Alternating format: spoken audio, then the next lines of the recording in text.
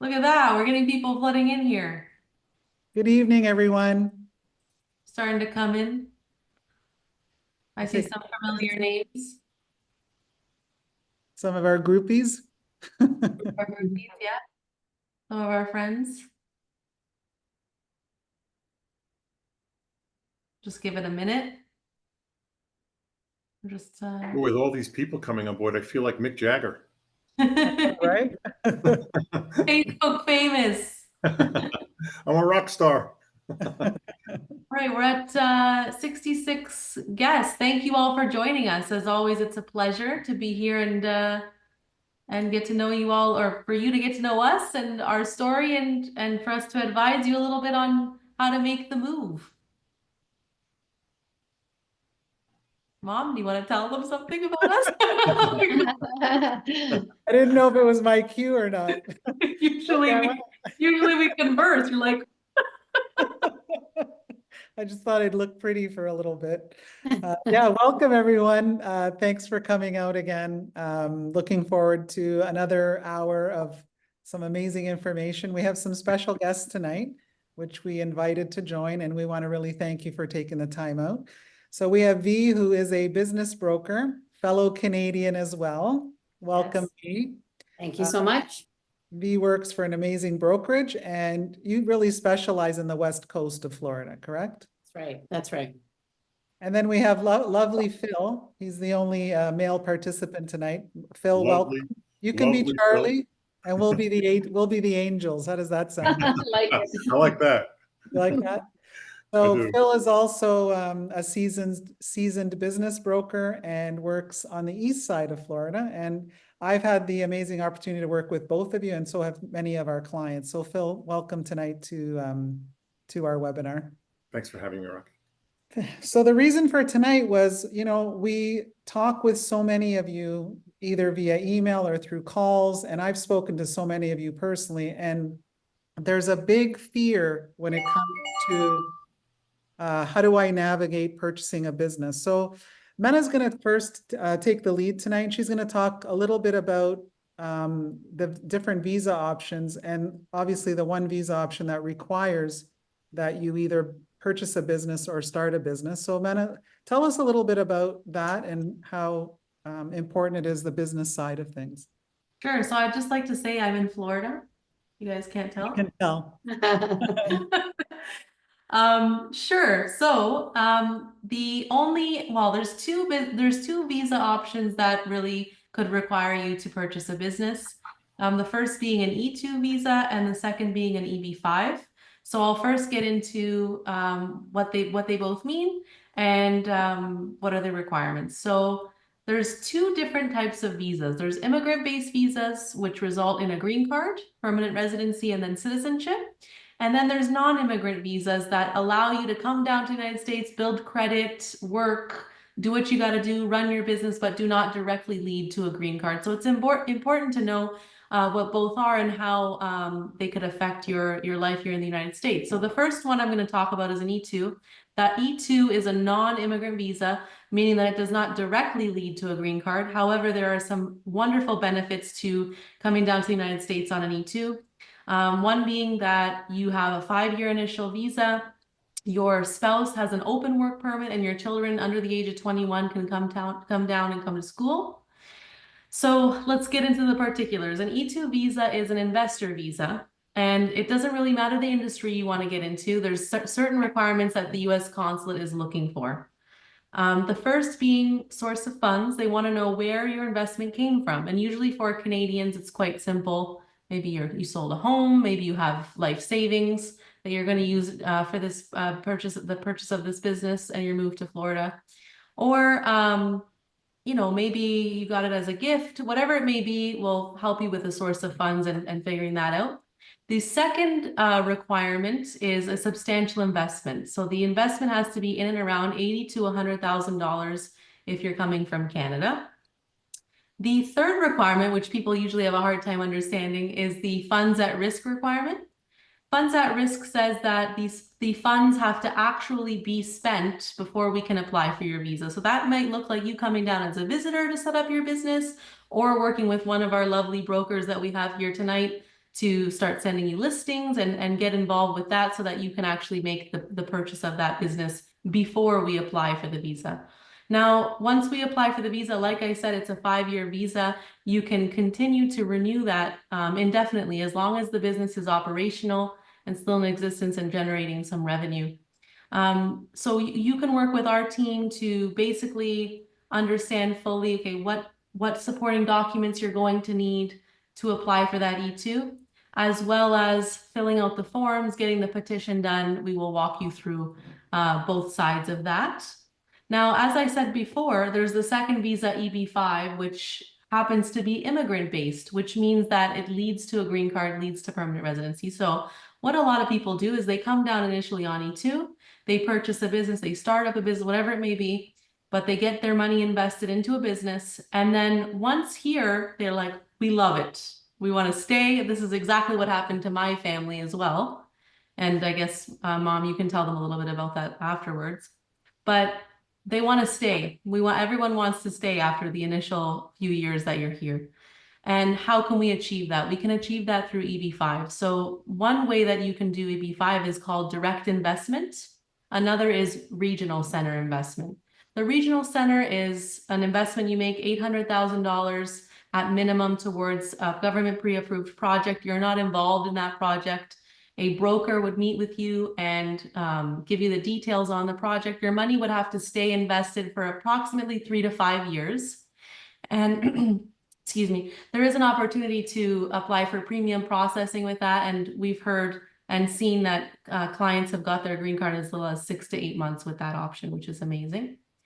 However, the other side of it, where business ownership comes into play, is let's say you're not comfortable with investing the $800,000 and not really having control over it, and maybe you are interested in purchasing a business. Well, you can make an investment of at minimum $1,050,000 US.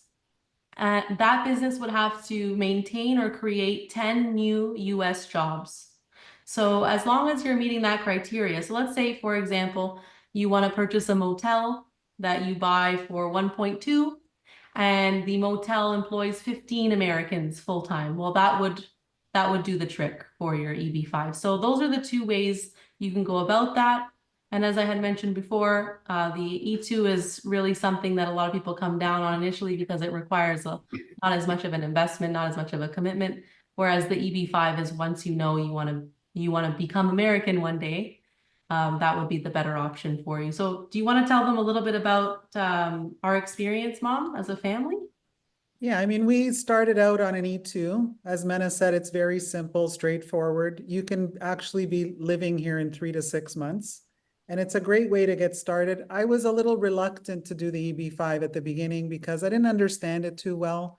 And I wanted to make sure I really loved living here before making that next decision.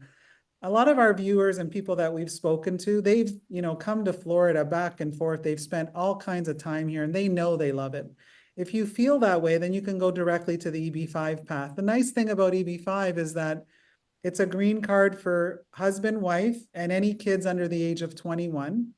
And when you get your priority date, which means once you file, let's say your child is 20 and you file, and it takes 2 years for the green card to come in, their age will get locked in. So even if they surpass age 21, the green card becomes available to you and your family. And the direct investment is a great way to go too, because let's say you want to buy, you're going to do a machine shop, or you're going to, you need a building, you buy the building and you fill it with machinery and you spend over that $1 million, then you can apply for your green card through the EB5 program as well. Those funds can even be borrowed. So if you buy a $3 million business with property, the bank will give you financing because there's property involved. So you're not out of pocket the entire amount. So there's ways of getting it done, strategic ways. We're here to guide you from start to finish. So usually what happens is people come on board as clients, and once they've decided which visa they're going to go for, then we assist them in, number one, connecting them with a reputable broker and a brokerage that's going to help to find that business. And then we guide you to make sure that the business you're purchasing, I work hand in hand with some of the brokers We'll have communication. They'll send me different businesses to look at, say, will this work? Will this not work? And so we really stay part of the process to make sure from start to finish that everything gets done properly. So both options are amazing. So what I'd like to do, and if we can move on, are you comfortable with moving forward? Yeah, I don't know if you want me to answer some questions that are here, or should we Are do? there some, if there's some pertinent questions at this stage, let's answer them so that then we can move forward. Someone is asking about financing since they wouldn't qualify for an SBA. Do you know anything about financing in terms of purchasing a business as a Canadian? If it has property, you might be able to get financing, but if there's no property or anything to secure the loan on, very, very difficult to get financing. And for an E2 visa, you cannot finance. For EB5, you can. Unless it's a home equity line of credit for E2, that works. Yeah, I mean, if you take it off your home, yeah. Yeah, so someone else is asking, can they operate multiple businesses under their E2? Yes, absolutely. So when you retain us and you decide to go forward, we will connect you if you opt to do the business plan with us. We will connect you with our business plan writer, who happens to be my brother Peter. And he can craft the business plan any which way you desire. So let's say part of your business plan is to operate 2 or 3 different types of businesses. That's totally fine. As long as when we do apply, it's clear in the business plan what your intentions are. And of course, plans do change sometimes, but it is important that you stay, that you continue to operate business under your E2 LLC in a field related to what you initially applied for. Someone's asking about a home. I get this question all the time. No, if you buy a house for 800,000, that would not qualify you for an EB5. It has to be a business. So homes do not work for that, unfortunately. Yeah, they don't really work for anything. The government doesn't look at it at all. Yeah. Someone's asking about which one is better, E2 or L1. Personally, I feel that E2 is better. There's a lot less required of you. I've seen a lot of L1s come to me who have been denied L1 and want to do an E2 and didn't even know that E2 existed. And so if you have the choice between the two, I would definitely say E2, because even E2 lasts longer, than, it's longer duration. So in my opinion, E2 is the better choice there. I think we can answer one more and then we can move on to the broker. Oh my God, there's so many questions. Oh, this is a good question. Does having an E2 mean you have to leave Canada for good? No. You do not have to leave Canada for good under an E2. Actually, some of our clients are just investors. So they just wanted the opportunity to build their US credit and invest in business and homes here in the United States. And so they reside in Canada and there's no problem with that at all. It also gives you the opportunity to go back and forth. For example, during COVID, a lot of people were happy that they had an E2 because the border wasn't closed to them. They could escape the lockdowns that were going on up there. So definitely not. I drove to Canada once, the border in Niagara Falls during COVID, and I was the only car.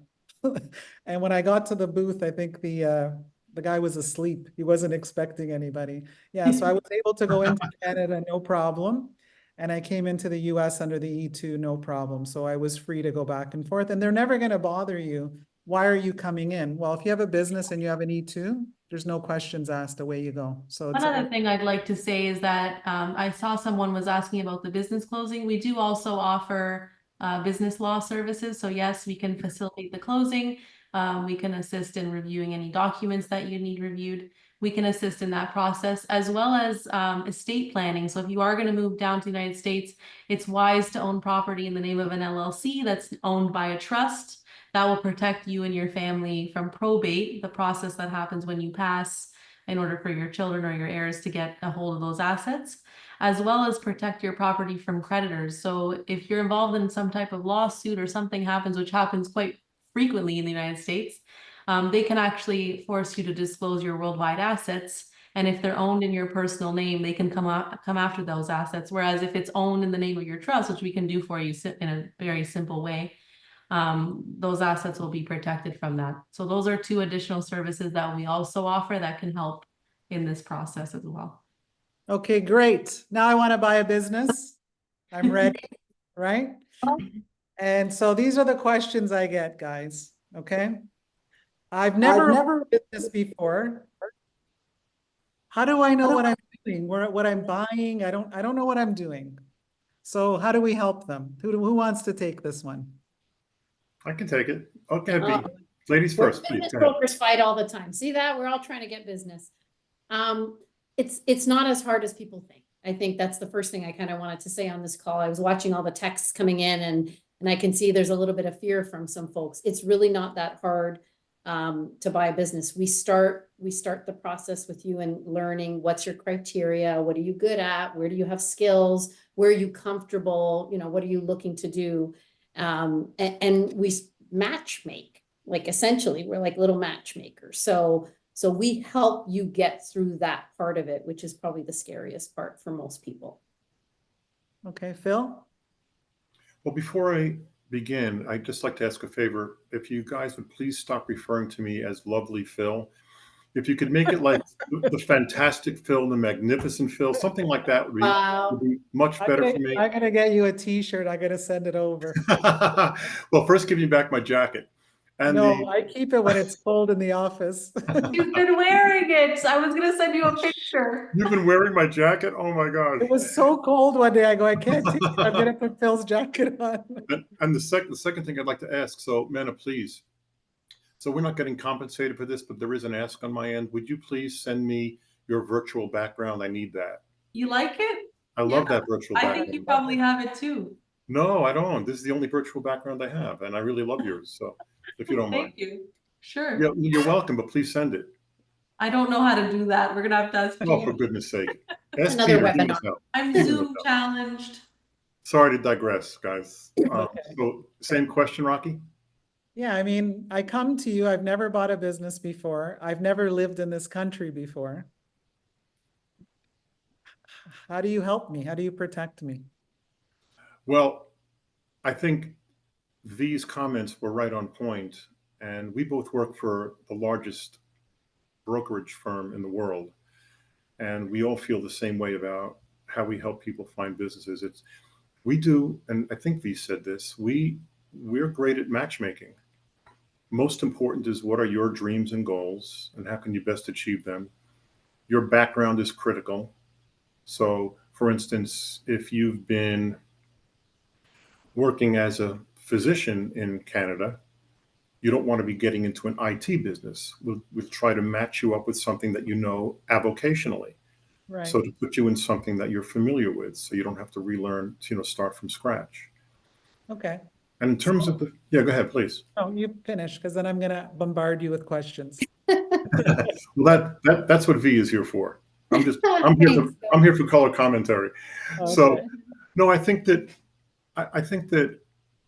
we do a great job at, and a lot of business brokers do. We do a great job at making certain that the business is exactly what it says it is, so that every business that Vee and I get is presenting financial statements. Both, I'm a CPA also, by the way, so presenting both profit and loss statements and balance sheets. And it's our job to help through due diligence, meaning what you'll do is through either a CPA or an attorney, you'll come up with a bunch of due diligence questions Right. to make certain that the financials as presented are fair and reasonable, that they actually are what they say they are. Right. And we have a due diligence period, typically lasting some weeks, where you go through that process, or your assigned accountant or attorney does. And their sole job is to make certain that what they say, what the seller has said, is accurate. And then, of course, there'll be meetings with the seller, first virtual in general. I think Vee does it that way also. First virtually, especially since you'll be coming from Canada. And we sort of like, it's a process. We take you down a road, an avenue this process is well defined. We all do it. And it takes you down a process that's proven to work to find the correct business for you. And so that's kind of what I would add to what Vee said, if that's fair. Okay, so I connect with you, right, Phil? And I say, okay, this is what I want. And then you find a business that you think meets the criteria. You send it to me, I look at it. it's a short paragraph, right? Gives me some initial numbers, the cost, what it cash flows, etc. And I kind of like it. So I say, okay, Phil, I like this one. Let's baby step it. What happens next? Is that for me, or is that for Magnificent, or is that for Lovely? I'm not sure. Well, we got you on. I'll ask her that. Okay, Sorry, so what happens sorry, next? I'm a frustrated stand-up comedian. I apologize. So, anyway, from that process, what we typically do is we'll ask you to sign a non-disclosure agreement.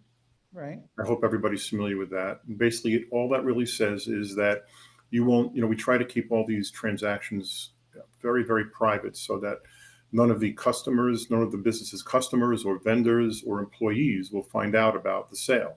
That's right, all very much on the hush hush. So we provide you with a non-disclosure, which you'll review and sign.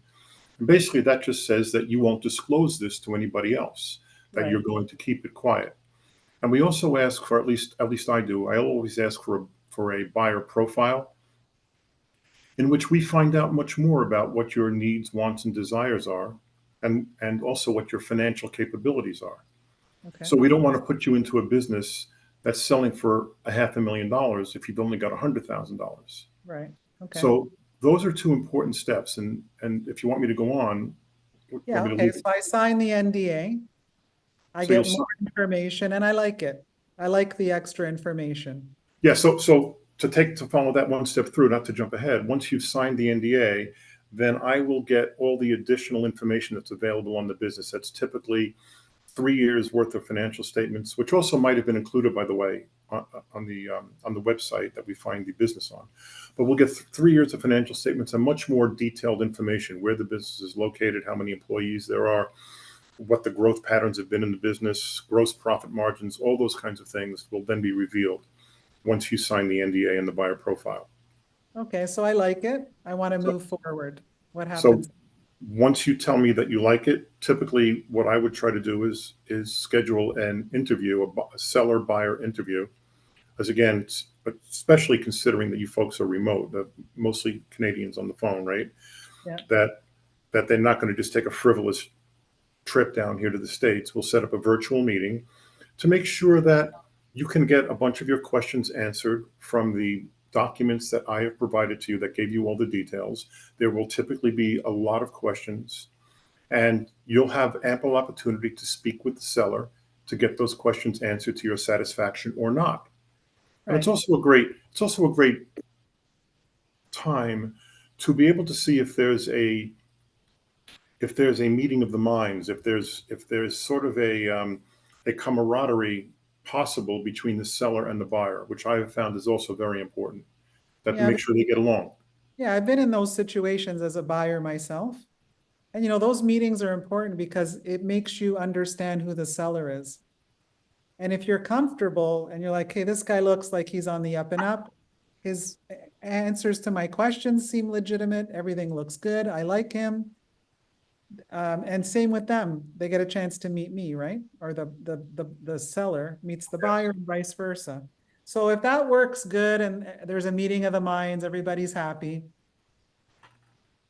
Next step is what? You want to go to V on this? I mean, I'm fine with it, but Sure. just give her equal opportunity. I'm ready. I like it. Let's change the What voice happens a little bit. next? Okay, Yes, no problem. I like dealing with that part. So then we get into the offer stage. And the offer stage, the broker's job is really to walk you through creating that offer. So we're not lawyers. We don't write legal contracts. We use a standard template. Look for a broker that is registered with the BBF in Florida. Those are brokers that post on the MLS, and we follow a set group of ethics and guidelines, and we use a templated contract that all brokers use. So you're not guessing if, the broker you're using is making up some contract, and sure, Mena doesn't want to hear that being in legal. So then we'll write the offer with you. We'll talk about what the deposit looks like, all the timing. We'll pick due diligence, inspection periods. We'll walk you through all of that because it can feel a little bit heavy. But that's essentially you saying, I'm ready to buy it. Let's go forward. okay. I like to tell our clients when they ask me that it's kind of like buying a house. I love So that. you come up with the offer price. Yeah. there's a deposit, and then the brokers will work to put in clauses that will protect you. And then once you make that offer, you know, we throw around due diligence. A lot of people don't really understand what that means. Sure. So explain it to me. I'm buying the ice cream shop at the beach. Yeah. And we made an offer, V, you're representing me. I put the deposit. What are some of the things you're gonna put in that offer to help protect me along the course of that offering?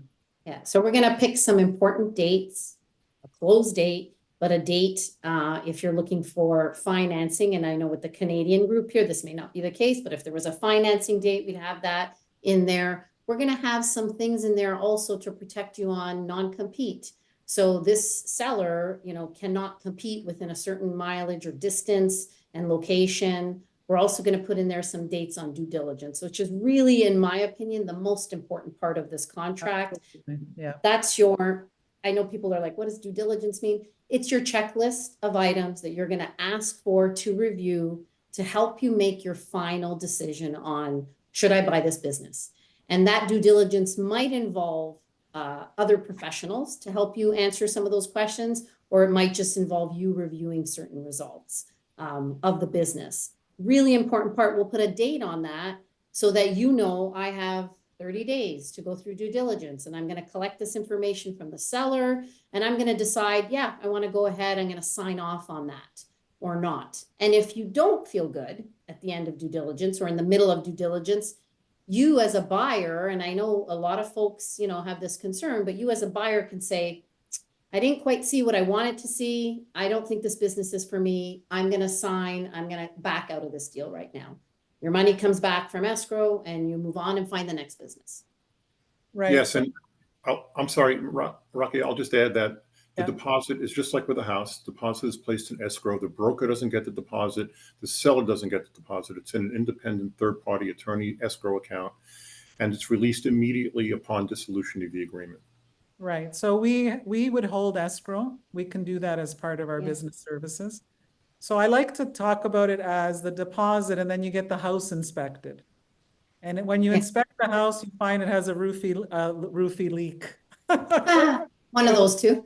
Is that, Yeah, is that a Canadian expression, Rocky? Roofy leak? Roofy leak? Yeah, I don't know, it's been a long day, Phil. I know that. So I've been through this myself. So I love due diligence because I'm a numbers girl, and numbers don't lie.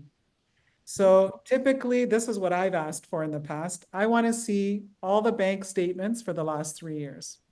I want to see if there's merchant statements or a purchase, a POS system. I want to see what the POS system is spitting out. I want to see the tax returns to the IRS. So at this point, you can make a list of all the things you want to see, the lease, equipment lease, you name it. Yeah. The seller has a certain period of time to provide those to you. If you're comfortable reviewing them yourself, you can go through them with a fine-tooth comb. If you're not comfortable, you can have a CPA's office. There are a number of CPAs in South Florida that I know that deal strictly with the purchase and sale of a business. That's all they do.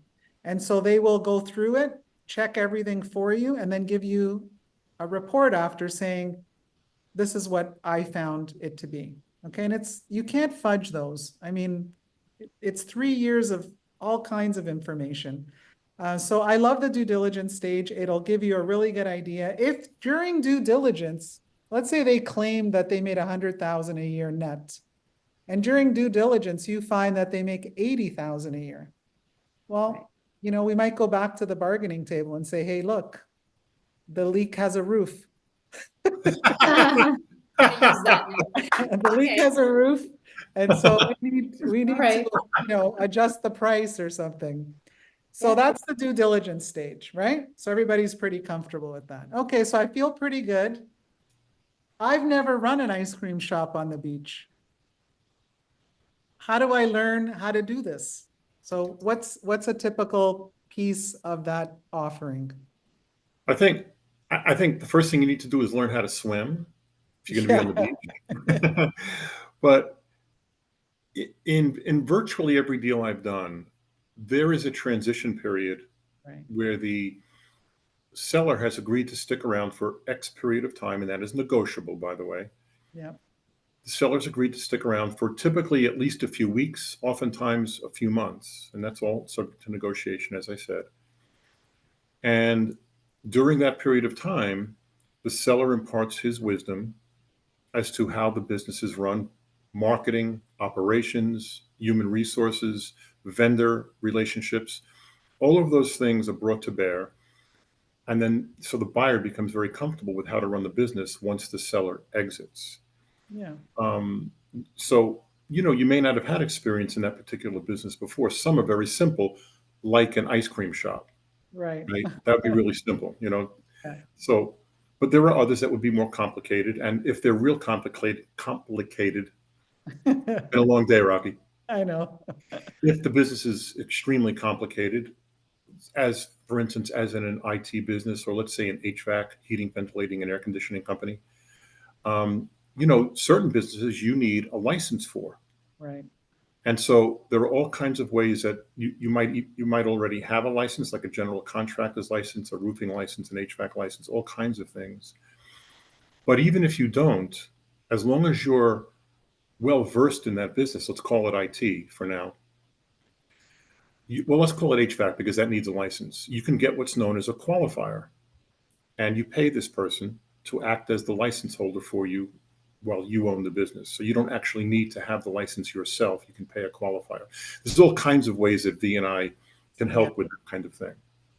Yeah. So- And I mean, if somebody wants to get the deal done and there's two willing parties and you feel like, let's say as the buyer, you're really nervous about buying the business and the seller is willing to give you 4 weeks and you want 12 weeks, well, then you can work something out where maybe you pay the seller to remain on for, a period of time.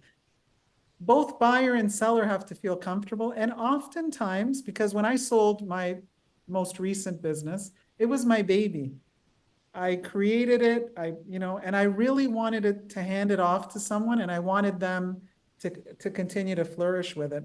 So a lot of sellers feel that way and they want to provide you with the support so that the business continues. And Phil, you share that statistic that you told us before we came live about businesses that are resold. I will share that, but I just want you to know, Rocky, that I don't know how things are in Canada, but in the United States, it's illegal to sell babies. I just want you to know that. I don't know what kind of country you guys come from, but you can't do that here. You sure? Well, you can do it, but it's illegal. So,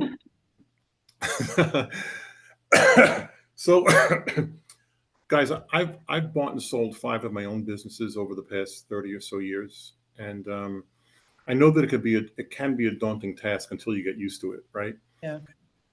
But what I'd like you to know, and these are not things that I'm making up. These are stats that are coming out of U.S. Bureau of Labor Statistics.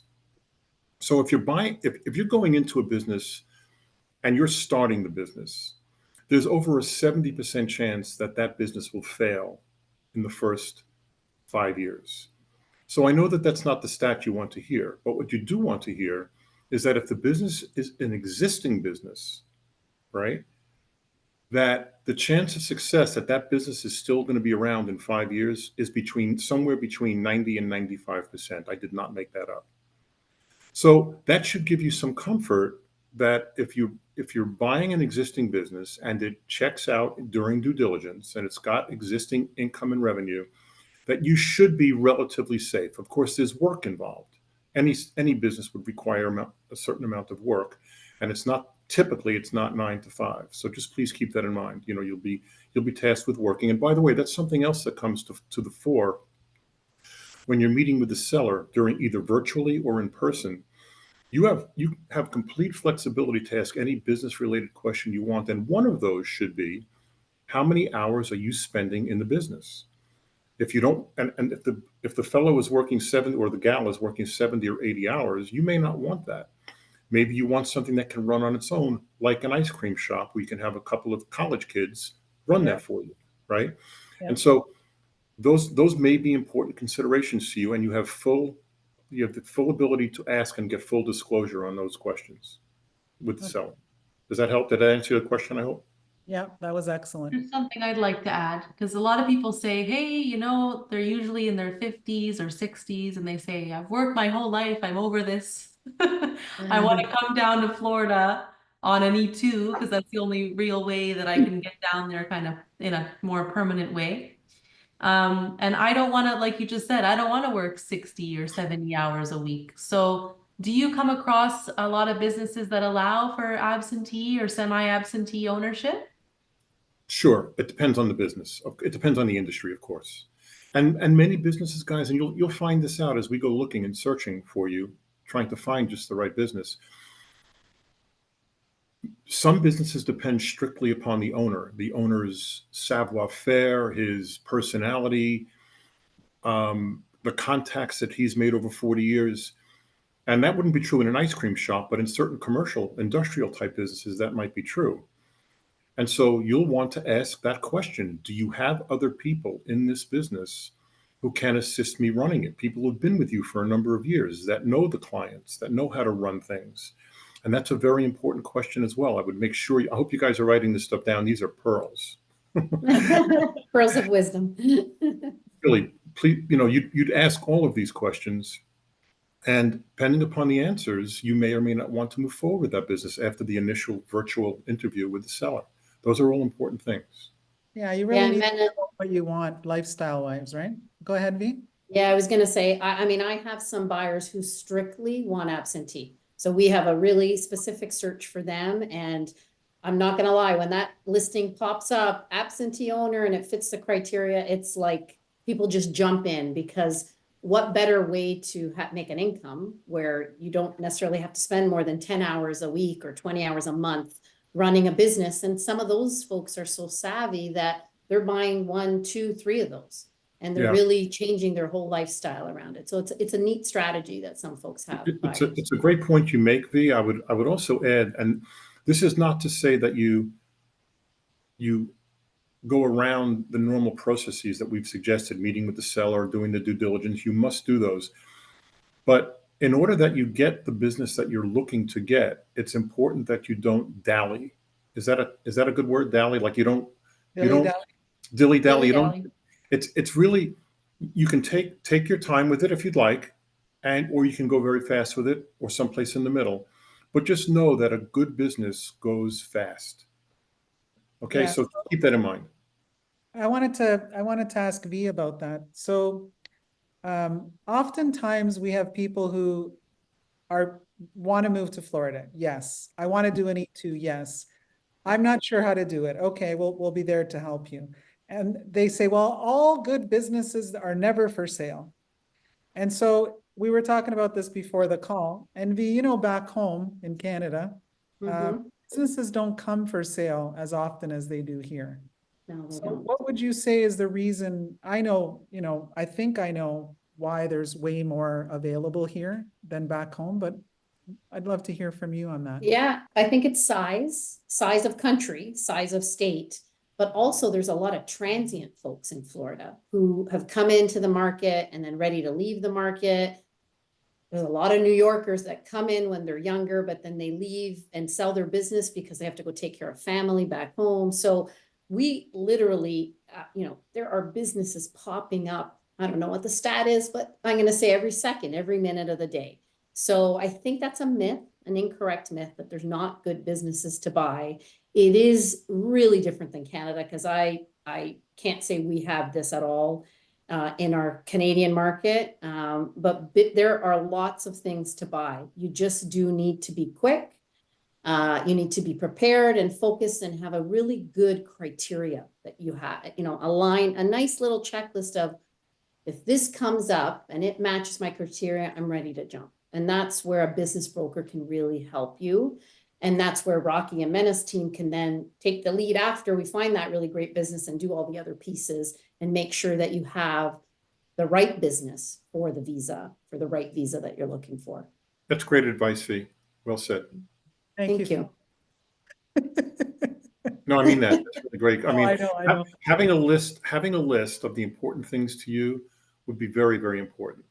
Yeah. And- I Guys mean, are I think through that.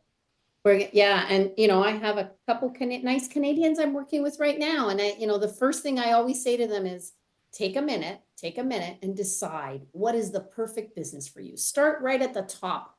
Make that list big, make it, very focused but big. And then let's start to chip away at that. And let's go start doing some searches. And in the searches, we'll be able to tell you, yeah, that's not realistic. You're not going to find that. You're going to find this, you're going to find that. But start with a good list. That's what I see the folks sending chats and questions. Sit down and think about what kind of business is the best business for you. And then work with the broker, work with the right legal team, immigration team, and all those pieces will come together nicely. Yeah, and so sometimes we have people who want to become clients and they say to me, well, I got to go find the business first. Okay.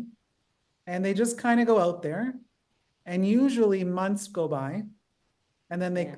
they call me again. Rocky, I don't think I can do an E2 because I can't find a business. I said, okay, how did you search for that business? Well, I went online and I just emailed random brokers who are listing these businesses and nobody calls me back. Mhm. Yeah. I said, well, that's when I say to them, I don't understand why you wouldn't get a broker to represent you, especially when it doesn't cost the Right. buyer anything, right? Because you're paid your commission from the seller. Correct. And so, I often tell them, and I'd like to tell everyone on the call tonight, if you decide that you want to live in the United States and the E2 is the right path for you, you can't do it backwards. It's not going to work. Mm. So you become a client, and that's not self-fulfilling. I'm not biased. I'm just telling you this is the way the minute you become a client, our team will create a US entity for you, file for your tax ID number, guide you and tell you exactly what you need to do with the funds to get ready. And then the next step is we will connect you with one of these amazing brokers. That connection happens. You start working with them. I had a family that said they had been looking for 8 months for a business. Once they became a client, they found a business 2 weeks after retaining us. So Yeah. that's what we're here to do, to guide you, along the way and to really assist you. Because like Vee and Phil have both said, if you know what you want, your legal team, we're backing you. We've got everything ready. That really good business comes along, boom, you can buy it. And, I've had the pleasure of coming to your sales meetings over at the office. I've met some of the other brokers virtually. And when a really good business comes up, doesn't everybody in the office know before it gets on the internet? Oh, yeah. Yeah. Yeah. Yes. Yeah, I don't see, Rocky, how anybody could really do this without setting up with you guys first, because I'm not gonna lie, and I hope this doesn't come across not right, but I get bombarded by people all day long, and I need to pick and choose who I work with. And often, if I know you've gone down this route of already, being represented by someone like you guys, I know you're serious. You've got some money in the game. You've got time in the game. So I'm going to help you find the business because I know you really want to buy a business. We often get folks who are just looking and searching around, and we only have a certain window of time. So your best bet is, if you're on this webinar because you're thinking about getting an E2 visa or a form of visa to get into the country or to get into Florida, set yourself up right from the beginning, and then the business brokers will take you seriously. It's Yeah, guaranteed. you'll have all of us to work with you. We've even connected with brokers and helped people in the state of Texas. We've Right. helped people all over the state of Florida. Mm. So as you know, your brokerage is even in Toronto. They're in North America, they're in Europe. I mean, if you're looking to sell a business in Toronto so you can buy one in Florida, we can help you Call with us. too. Yeah. Yes. So Yes. having the right team, this is a big decision, right? You Mm. want to make sure that you do it right, that you do it in a process, and that you're well taken care of along the road. Correct. Is there something that I haven't touched on that you'd like to share with us? Phil, I think I took over the call a little bit. Did you want to jump in with anything? No, you did a fabulous job. So I think I I think just wanted to kind of end it. My part of it, Rocky Amena and Phil, is just that it's not as hard as you think it is. I think that's really, really important.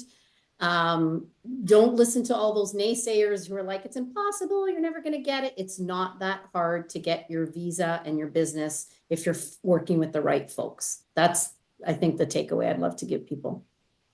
Thank you, V. And Phil, you and I have worked on so many deals together, right? And I don't want to put you on the spot and force you to say wonderful things about me, but But I have a feeling you will anyway, but go I ahead. want you to be honest with everyone who's on. Talk a little bit about our participation in helping along the way with our clients. How have you found that to be with us? I've actually been stunned by it, at how strong it is. You know, clients have questions, issues, concerns. I'm with them every day. And, you know, not when I say with them, I don't mean in physical presence, but at least on the phone. We'll do Teams calls, Zoom calls like this one. And so we're checking in, we're constantly talking about opportunities, what's best for them, what might work, what might not. And, you know, they often have legal questions that I can't answer. And so you've been very much a part of this. I mean, obviously, outside of the referral, we work as a team, and it's just been very, very effective. I hope I answered your question. Yeah, I mean, we communicate, whenever you need us, we're right there. Client has a question, we get on it right away, especially, you know, if they're looking to purchase a business and they got to act fast. We're available, either by email or telephone. We're there to support and really guide them through and help them with the help of yourself, with V and other wonderful brokers that we've worked with at the brokerage. Yes, it's a strong partnership, and I'm thankful for it. Thank you, Phil. We're thankful for you. I'm not giving your jacket back. I'm freezing over here. My wife likes it cold. You got to give me my jacket back. I got to tell everyone what happened. So we had a party at the office, and Phil came that night. We had food and drinks. It was nice. And he brought us a beautiful plant for the new office. And I guess you wore the jacket. So he put a jacket on so that it wouldn't dirty his shirt. And he ended up leaving it behind. So I had it in my office. And one day I forgot to bring a sweater. I had like a cutoff on. It was freezing. So I'm looking at his jacket. I'm like, he won't mind. So then Mena walks and she goes, I'm like, is that Phil's jacket? Goodness, she's a thief. It must be swimming on you. I'm 6'3", 200 pounds. It must be all over you. I may not give it back to you. I'll have it cleaned and sent back. Listen, Rocky, not for nothing, but I know where you live, at least where you work. Yeah, that's welcome to come by anytime. He's gonna take his plant and his jacket. That's right. Do you want to see if there's any relevant questions, Mena? That I can't see the questions. I've been looking at them. A lot of them have been I've been answering in the chat. Okay.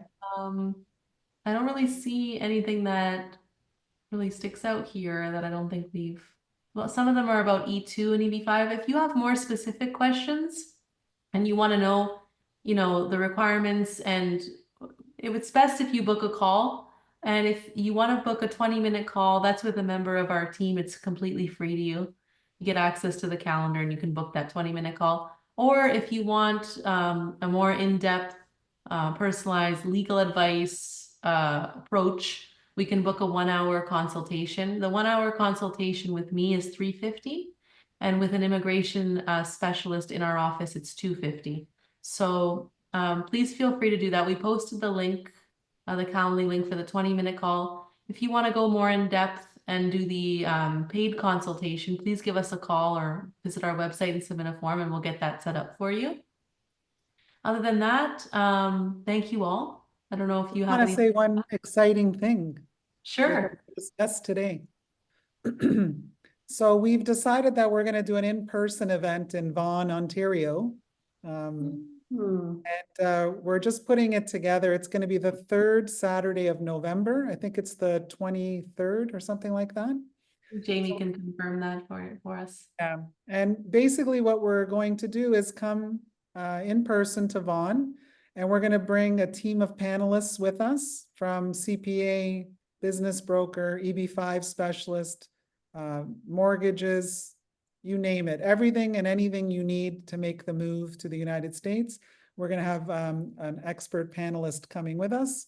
It'll be a day event with lunch and a chance for all of us to get together. So stay tuned for that. We're going to be sending out some mass emails. We're going to have some really great early bird tickets. And that's it. We're excited about it. It's our first live event in. Am I invited? You're invited. Sure. It's You're my not- hood. I gotta be invited. That's You're my hood. people. Hey, Yes. Phil, There's also a Phil, chance- do you want to come to Toronto, Phil? I love Toronto. I've been there a couple of You times. did. It's You're a going to need your fantastic- jacket. In November, sure. Yeah, in November, you're going to need I it. have no faith that I'll ever get my jacket back from you. The I'll fun send you- part of I'll our send you one of events, mine. Can I ask you guys, can I ask you a favor? I love the way you guys say the word O-U-T. Would you say it again, Mena? out? get out of here. No, that's outa. Out. Get About- out. Get It out. It sounds like out. Out. Get I love out. that. Get Get out. out. Out. Get I out love of that. here. You definitely know a Canadian by the way they speak, right? That's right, The eh? thing I want to add, please, if I could, for our event, another exciting thing is that we're going to be selling general admission tickets, but we're also going to have an opportunity for you to purchase a VIP ticket, which would invite you to join us for a nice dinner, a more intimate setting, and get some of your personal questions answered and spend an evening with us. So that's another thing that we're going to do that I'm pretty excited about. Yeah, it's going to be a good time. It'll be fun. We'll get to meet everybody and really provide some great information. Amazing. Very nice. I'm coming. All right. I'll Start see you spreading the all word, there. Bea. Okay, well, thank you so much for taking the time to come out tonight, to come out. Ouch. Out. Out. Out and about. Ouch, Come out tonight. ouch. Guys, you know, from personal experience, and Mena and I are so grateful and honored to be helping so many families make their way down. It's a true blessing, and we work with some amazing people.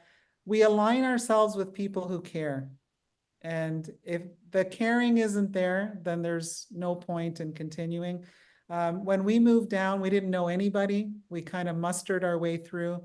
And over the course of the years of being here, we've really worked with some amazing people that we've kind of brought into the ecosystem and said, okay, you're good enough to take care of our Canadian family. So it's, thank you so much again for coming tonight. Thank you to everyone for taking the time to be here tonight. We look forward to talking to many of you and helping you through. And let's get Vee and Phil to out there getting some amazing businesses for our clients. Okay. Looking Great forward to job, it. guys. Thank you. Bye. Good night, Thank you everyone. for Take care, inviting me. everyone. Bye-bye. Bye, guys. Thank you.